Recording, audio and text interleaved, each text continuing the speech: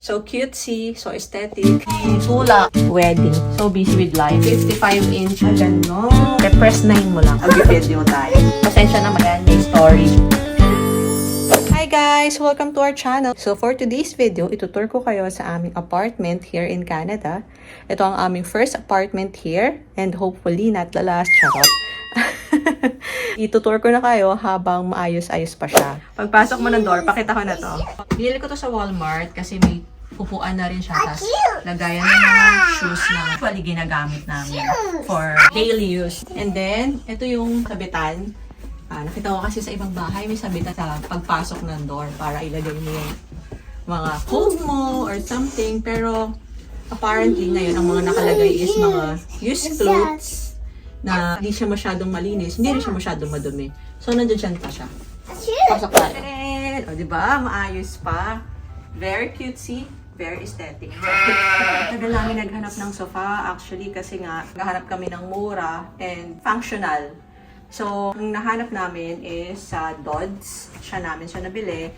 And I think around 1,000 to, diba? Kasama na yung taxes, tsaka delivery fee. Then, binili namin to, napili namin kasi sofa bed na siya. Ayan. Ayan. So, kung sakaling wala pa yung kama, which is yun nga yung nangyari sa amin, late na dumating yung kama, dito na muna kami nahihiga nung mga first days namin. Saka pag may visitor ka, pwede mo ditong patulugin. Balik ko na.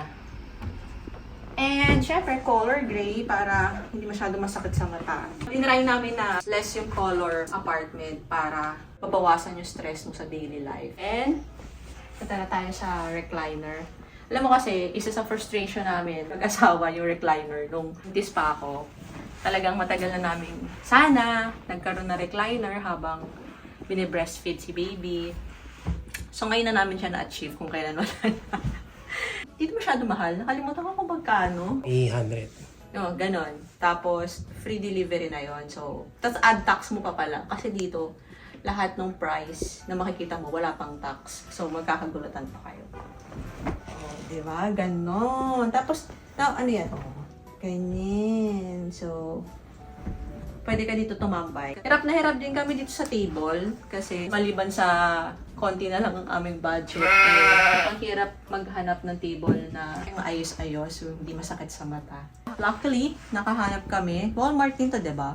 Mura lang to. Kasi plastic to. Hindi lang siya masyadong halatang plastic, pero plastic yan. 25 lang yan. Yan, o, diba? Ganon. Punta na tayo sa play area ni Yeshua habang hindi pa niya ginugulo.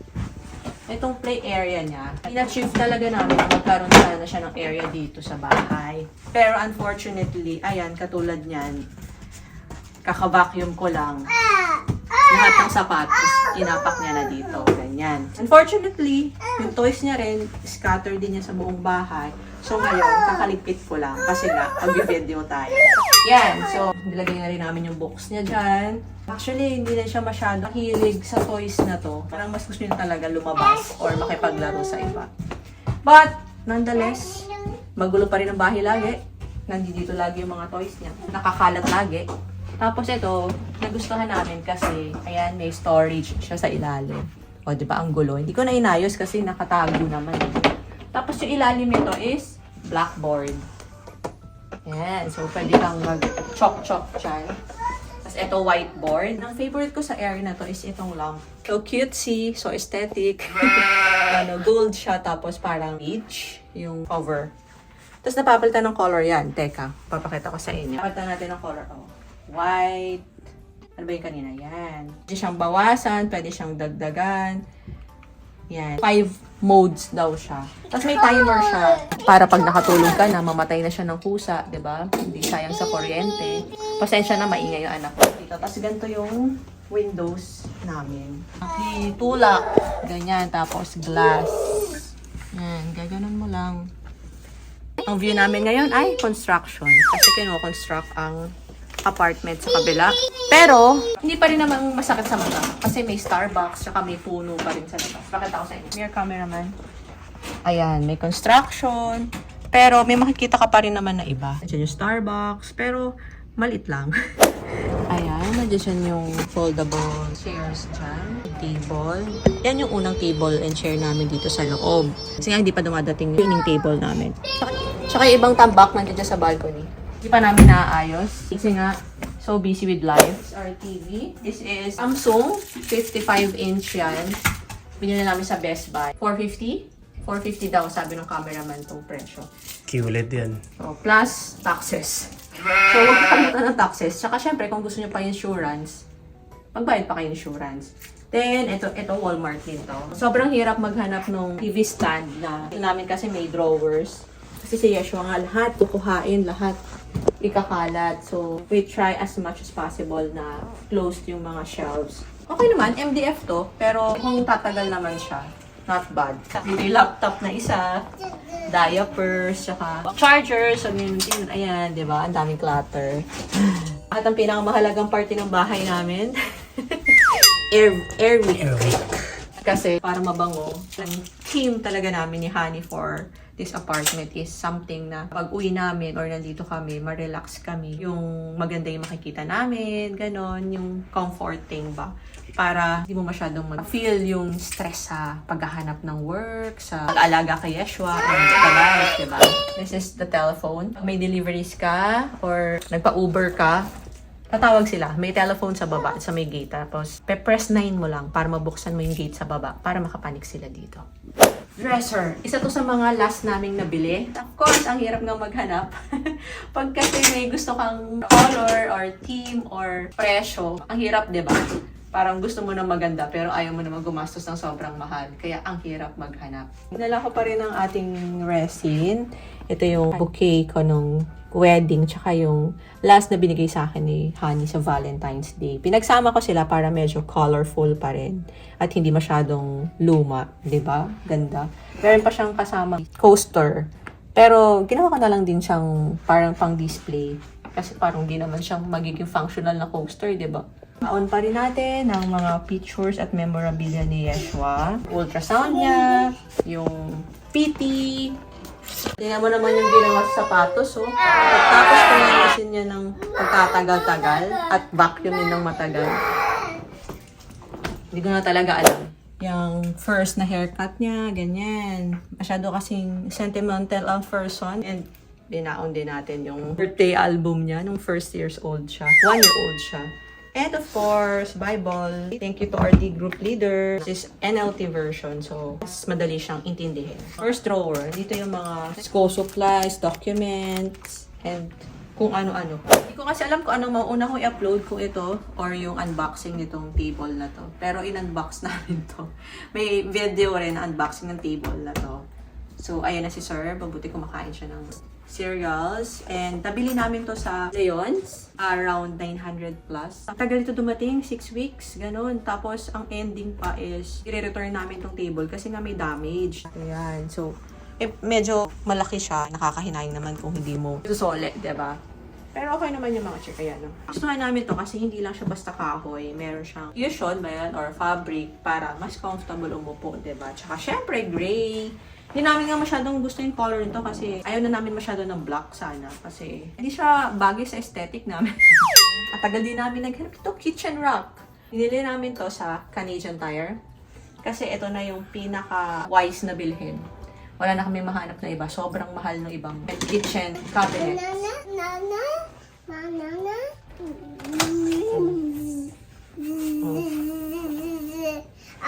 Sit down. Oh. Yun, so balik tayo. Etong rack na to, sa Canadian Tire namin nabili.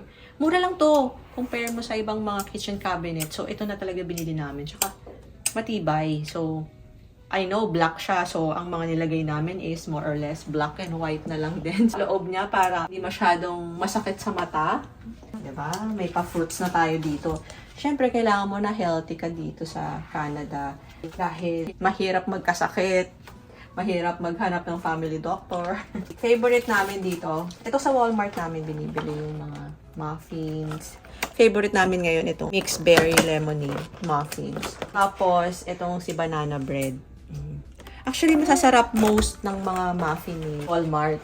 Tapos, hindi naman siya as in super mahal. Bili rin kami ng brownie.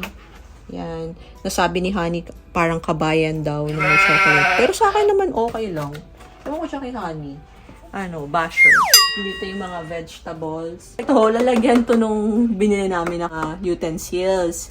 So, ginamit ko na lang. Siyempre, kailangan para-paraan. Ayan, onion, garlic. Tapos marami kaming patatas kasi may mga nagbibigay kasi ng free foods dito. Pagdating nyo dito sa Canada, yun ang alamin nyo kung saan makakakuha ng mga free foods. Okay naman, hindi naman pangit na. Like ito, like itong patatas, nakakuha kami, ang dami, diba?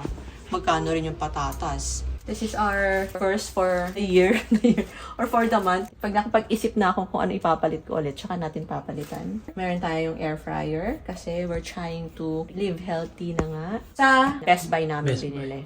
And mura to. 60. Try nyo to si Bella Pro Series. Okay siya. Then, microwave. This is LG. Then, blender. Instaste to. Then, may mga storage tayo sa ilalim para hindi masyadong cluttered. Itong stove, tsaka itong drawers, ref. Dito na yan sa apartment. Kasama na siya. I mean, hindi na namin siya binili. Nakakabit na siya dito sa apartment. No need to buy. Then, of course, bumili kami ng rice cooker kasi yung binao naming rice cooker hindi nagpa-function well dito sa Canada. Tayong Volt, hindi ata swak. Kaya man namin bumili ng Brita, wala kaming choice kasi hindi uso dito yung container na mineral water. Dito, yan, Brita ang gamit and then para ma-purified ang inyong tubig. Sa Walmart, meron yan. Ito, Walmart din to. Ayan, ganon. Ito medyo madami-dami pa ilaman. So, pakita natin. Yung iba dyan, karamihan bigay ng church. Nakuha namin sa mga bigay ng free foods. Pero marami rin kami binili naman dyan. Huwag nyo naman kami i-judge. Tapos, andito yung mga plastic. Iba yung plastic for compost o yung mga kaning baboy nyo. Strict sila dito sa basura. Kailangan separate mo yung boxes, yung garbage, yung mga compost, tapos recyclables. Ayan, ito lang yung plates and glasswares. Ito yung mga spoon, hindi masyadong ayos.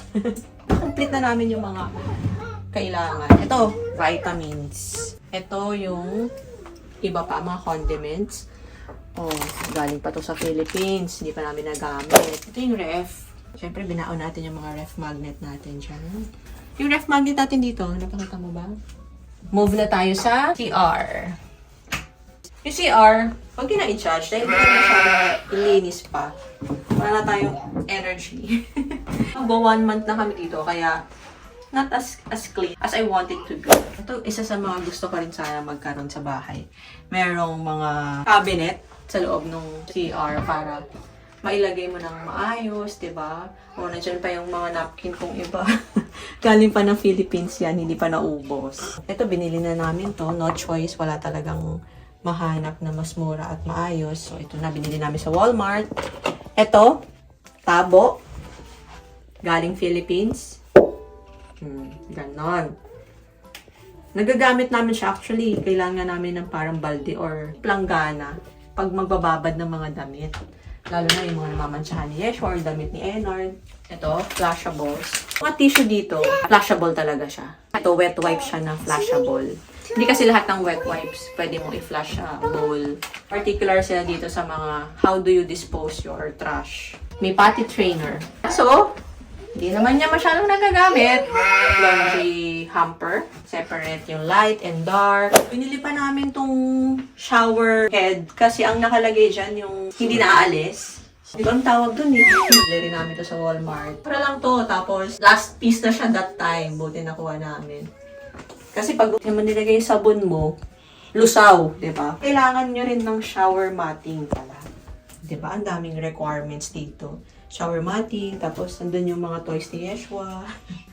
Pag gusto niyang mag-bathtub. Let's go to the last part, the bedroom. Welcome to the bedroom. Of course, decision point na naman kung anong klaseng bed ang bibili namin. Kasi tatlo na kami and si Yeshua malaki na.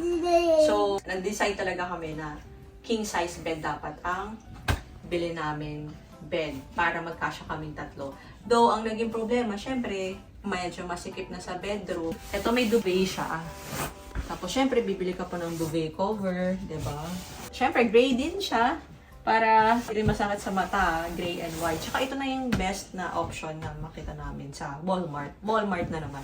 Yes, Walmart, lahat ng gamit na kailangan mo, meron sa Walmart. Well, almost all. Meron pa rin wala. Pero sa Walmart online, halos yun nandun na lahat. Kasi naglalagay sila ng ibang vendor dun eh. So, more likely, makahanap mo dun sa Walmart online. Hindi pala namin to sa Endy. E-N-D-Y. So, dineliver lang yan din yan dito, naka-box. Nakalimutan ko siya i-unbox para mas maganda sana. Kasi, hilo na tayo sa live. So, next time na lang ulit. Pakita natin ulit gaano siya kalaki. Ayan, ganyan siya kalaki. Kaso baka may humigana naman na isang batuta, na madumi pa ang katawan.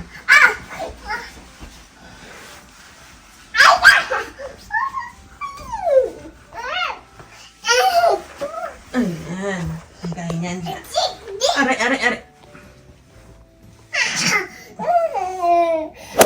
Here's our aesthetic. Talaga kiniklaim namin aesthetic siya na mirror. Binili rin namin sa Walmart.